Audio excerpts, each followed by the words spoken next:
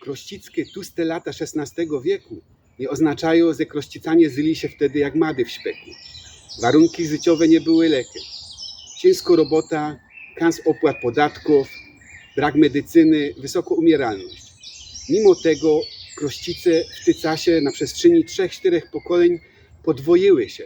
W Urbarzu z 1532 roku odnotowano w Krościcach 17 gburów gospodarujących na niecałych 13 łanach. Odnotowano też, że połra łanów leży u góry i nie je uprawianych. Czy oprócz tych 17 gburów byli jeszcze jacyś pomniejsi zagrodnicy albo chałupnicy, nie wiemy.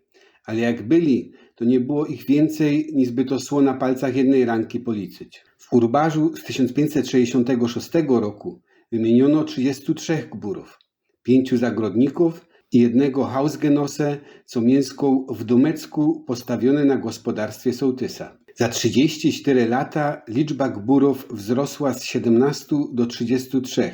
Pojawiło się kans nowych nazwisk, co sugeruje, że większość tych nowych gburów przybyła z zewnątrz. Jakby doliczyć do tego wymienionych 5 zagrodników, to mamy 38 gospodarstw rolnych o łącznej wielkości ponad 19 łanów. Kolejny urbarz spisany był w 1588 roku. Niestety nie przetrwał on wojny, ale historyk powiatu opolskiego Frydrych Sztompe miał go w ręce i zapisał w swoim opracowaniu Rozwój zasiedlenia powiatu opolskiego w 1932 roku, że w 1588 roku Krościce liczyły 40 gospodarstw górskich i zagrodniczych do kupy. Dalej cytujemy w jego opracowaniu, że w roku 1618 przybyło 12 nowych zagrodników. Ten urbarz z 1618 roku też należy do zaginionych, ale dzięki Frydrychowi Sztompe, który miał i ten urbarz w ręce, wiemy, że w 1618 roku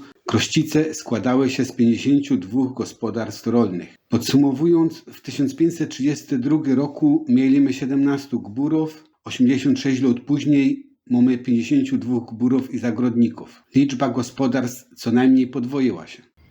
Po tłustych latach krościckiego XVI wieku przyszedł czas na chude lata w wieku XVII.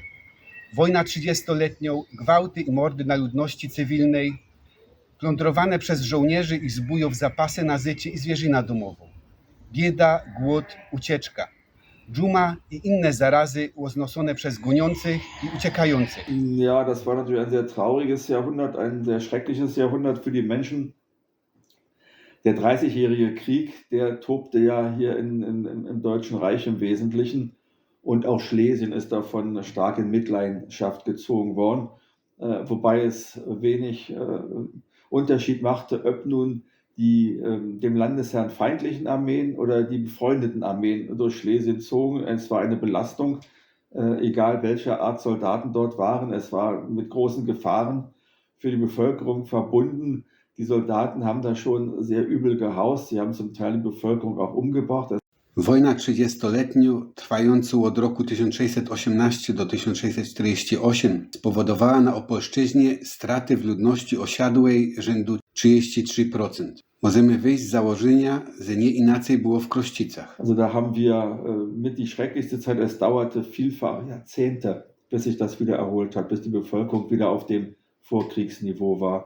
Kiedy Krościce zaś wróciły do stanu sprzed wojny, genau nie wiemy.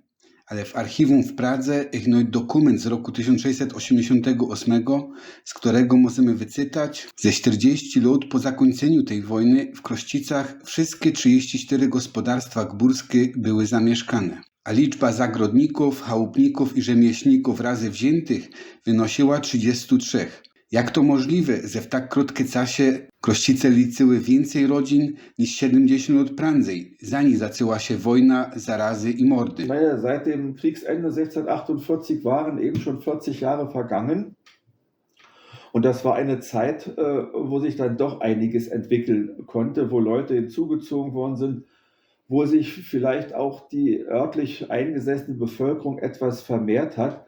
Aber aufgrund der hohen Kindersterblichkeit damals war die Bevölkerungsentwicklung sehr langsam. Also wenn man so eine enorme Steigerung hat, dann heißt das, da sind von außen her Leute zugeführt worden. Wir sehen, dass nach solchen Ereignissen, Krieg oder auch Pest, oftmals völlig neue Namen auftauchen in den Dörfern, sodass man eben annehmen kann, dass dort Leute aus ferneren Gegenden geholt worden sind, um dort die Wüstenstellen zu übernehmen und zu bewirtschaften. Skąd do nas przybyły po wojnie 30-letniej te nowe nazwiska, takie jak Gamrot, Gregulec, Kośny, Kwosek, Mlynek, Ledwoloż, Galuska, Grzonka, Kozioł, Kupilas, Kokot, Pampuch czy Zimoląg, spróbujemy wyjaśnić za pomocą testu DNA w jednym z następnych odcinków z cyklu Krościce pod lupą.